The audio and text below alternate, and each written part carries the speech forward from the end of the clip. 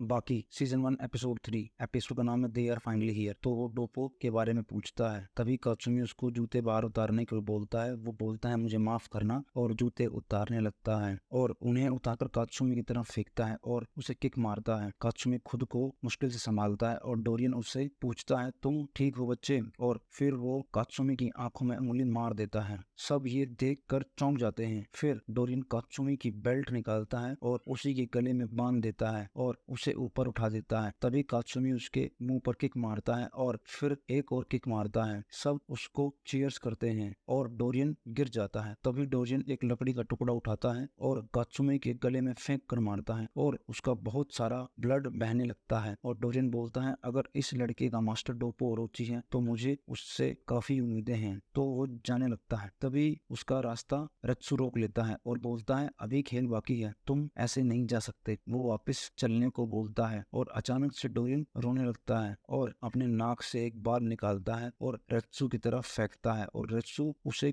Kick मार देता है। और डोरियन बोलता है तुम एक एक्सीलेंट फाइटर हो और तुम्हें देखकर लगता है कि तुम यहाँ के इंचार्ज हो। तो वो अपनी जेब से एक बोतल निकालता है और पीने लगता है और अपने चारों तरफ उसे फैला देता है। और ये फाइट हम फिर कभी करेंगे, तब तक गुड लक। और जेब से लाइटर निकालता है और रत्सु की तरफ उसे फूंक देता है और वहां पर आग लग जाती है और वो वहां से गायब हो जाता है। तो स्कूल का सीन दिखाते हैं। सब बच्चे ग्राउंड में खड़े होते हैं और टीचर सबको फिटनेस टेस्ट लेने के लिए बोलता है। तो जैसे ही बाकी की टर्न आती है वो भागने की कोशिश करता है। वो जमीन में छेद कर देता है अपनी फोर्स से और फिर बॉल को बहुत ही ज्यादा ऊपर फेंक देता है। सब सोचते हैं बॉल तो बहुत ही ज्यादा ऊपर चली गई है और लॉन्ग जंप के टर्न में वो कोर्स के पार कूद जाता है और लड़कों के लिए ये अनबिलीवेबल था। तो कोई अच्छे से पुलअप्स भी नहीं कर पा रहा था और बाकी इतनी तेजी से करता है कि किसी को दिखता ही नहीं। और जब वो दोबारा करने की कोशिश करता है तो वो बार्स को ही तोड़ देता है। टीचर उस पर गुस्सा होता है और बोलता है कि तुम कोई काम अच्छे से क्यों नहीं कर रहे हो। तो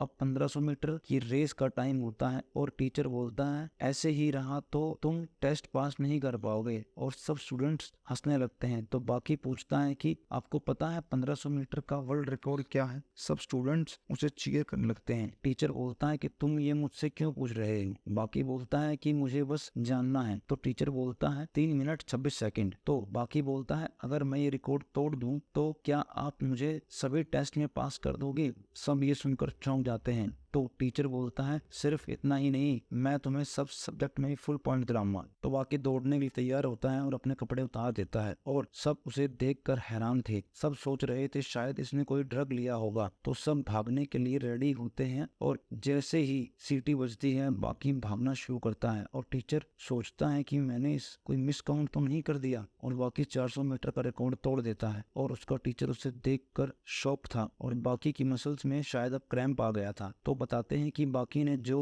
रोड वर्क किए हैं वो उसकी स्ट्रेंथ के लिए है, ना कि उसकी स्पीड के लिए। और बाकी को कुछ ऐसा महसूस हो रहा होगा कि जैसे उसके पीछे बहुत लोड बांध रखा है। बाकी को सब बोलते हैं कि तुम लास्ट आए हो, तुम लूजर हो। टीचर सबको जाने को बोलता है और सब बाकी को लूजर बोलते हैं। और टीचर पीछे मुड़ के देखता है और बोलता है कि तुम पास हो गए हो। तो टोकुगावा किसी के साथ बैठा होता है, उसका नाम कांजी इगारी होता है। और बताते हैं कि इसने बाकी के सामने 3 राउंड लड़े हैं, लेकिन ये लास्ट राउंड में हार गया था। और सामने वाला आदमी सिगरेट मांगता है। तो टोकुगावा उसे बोलता है कि तुम्हारे अंदर मैनर्स की कमी है। तो इगारी बोलता है मुझे भी ऐसा ही लगा था। तो वो आदमी बोलता है सब ठीक है, लेकिन मैच कब है। तो टोकुगावा बोलता है तुम कब करना चाहोगे टिडिया को। वो बोलता है एक रिंग हो, अच्छे पैसे हो और एक अपोनेंट हो तो मैं हमेशा रेडी हूँ। तो टोकुगावा बोलता है कि मेरे टूर्नामेंट में कोई प्राइज मनी नहीं होती है, तुम ये जानते हो। वो बोलता है हाँ मैं जानता हूँ, तुम्हारा टूर्नामेंट लेगेसी के लिए होता है और उसमें भाग लोग अपने स्टेटस के लिए लेते हैं। तभी पीछे से सिकोर्स्की आ जाता है और उसके सर पर प्लेट रख देता है और वो चौंक जाता है और खड़ा होकर उसकी कॉलर पकड़ लेता है। सिकोर्स्की उसके दोनों हाथों में चाकू डाल देता है। वो दोनों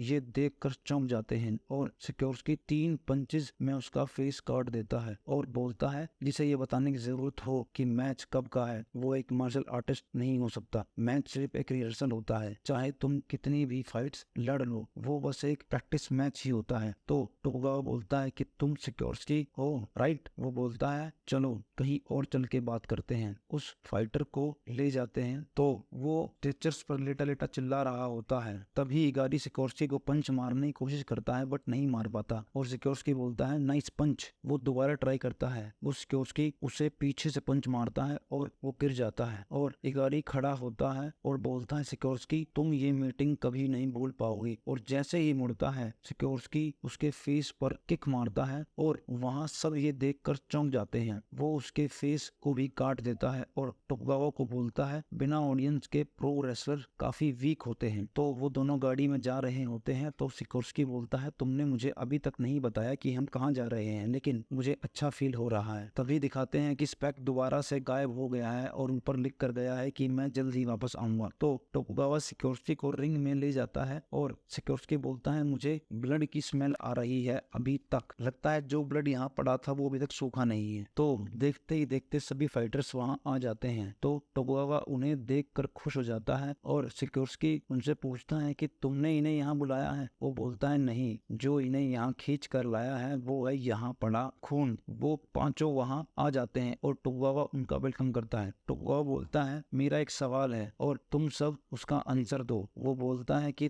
तुम सब यहाँ क्यों आए हो। तो डोरियन बोलता है तुमने ये सवाल हमसे क्यों पूछा और ये मेरा फर्स्ट टाइम है कि मैं इन सब से मिल रहा हूँ और तुम्हें ये सवाल पूछने का हक किसने दिया। तो टोकुगावा बोलता है कि ये कोलोसियम मेरा है। तो डोरियन बोलता है फिर तो हम यहाँ घुसपैठे हुए, फिर तो हमें जवाब देना पड़ेगा। टोकुगावा बोलता है प्लीज प्लीज मुझे आपका आंसर सुनना है। तो सिकोर्स्की बोलता है तुम मुझे यहाँ लेकर नहीं आए हो, मैं अपनी मर्जी से यहाँ आया हूँ। और डोरियन बोलता है शायद यहाँ आकर मेरे एकांत की खोज खत्म हुई। और स्पेक बोलता है शायद यहाँ की स्मेल मुझे यहाँ खींच लाई। और यानागी बोलता है कि जापान में जो कोई भी मार्शल आर्ट जानता है उसे इस जगह के बारे में पता है। डियोल बोलता है कि मैं यहाँ वॉरियर्स की खोज में आया हूँ, ना कि किसी कंपटीटर की। तो टोकुगावा बोलता है बहुत बढ़िया, तुम सबके रीजंस एक्सपेंसिव हैं और मैं तुम सबको इसके रिवॉर्ड्स में डिफीट दूंगा। तो स्पेक बोलता है कि हमें तुमसे कोई गिफ्ट नहीं चाहिए, यहाँ सभी प्यारे लोग हैं। तभी टोकुगावा बोलता है प्लीज प्लीज स्टॉप, रुक जाओ।